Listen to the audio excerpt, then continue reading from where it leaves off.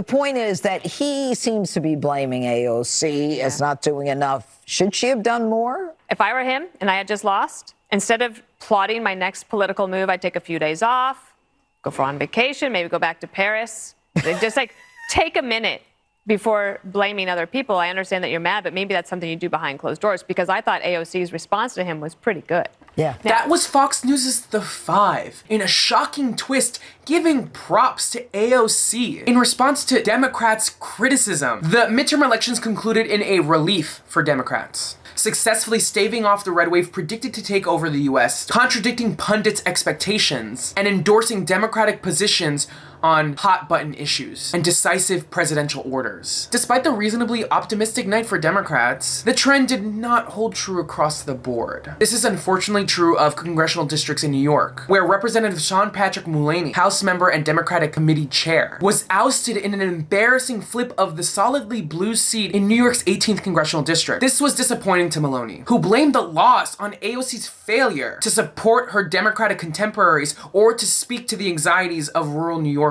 saying, quote, "But let's be clear, she had almost nothing to do with what turned out to be a historic defense of our majority, didn't pay $1 of dues, didn't do anything for our frontline candidates except give them money when they didn't want it from her." CNN, unsurprisingly, shared the same critical sentiments toward AOC, distracting from the optimistic conclusions of the midterms to discourage the progressive policies that mobilized a firm Democratic caucus in the first place.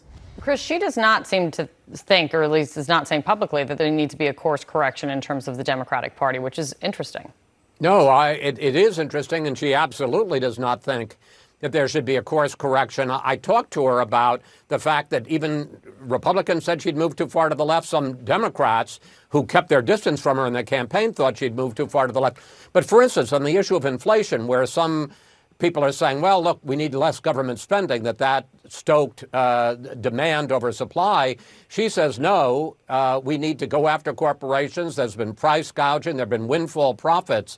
So she's not talking about cutting back on social programs. She's talking from a democratic socialist point of view about full speed ahead on trying to rejigger our American economy and our American marketplace. Now, there's a lot to unpack. Firstly, I don't agree with Maloney's criticism. Crime is usually a defining concern for Republican-leaning voters, and the nuance of congressional politics in New York is a lot more complex than this. But I lived in the Hudson Valley for a couple years, and I can tell you there's like half a mile separating people, so crime is not an issue up there. But what I think is more notable is the irony of such a contrasting and seemingly out-of-character response to AOC in light of Patrick Mulaney's defeat. It only begins to make sense when you consider that the former representative was a member of the centrist, pro-business New Democrats coalition. And with corporate media entities like CNN looking to undermine redistributive policies that are popular with the American people, but unpopular with corporate bigwigs, the folks at CNN start to sound a lot like our Republican counterparts. The clip ran more as a Fox News talking point. Luckily, AOC was able to speak to the debacle, with a response that the folks at Fox News were congratulating her on in the earlier clip, confirming she raised over $500,000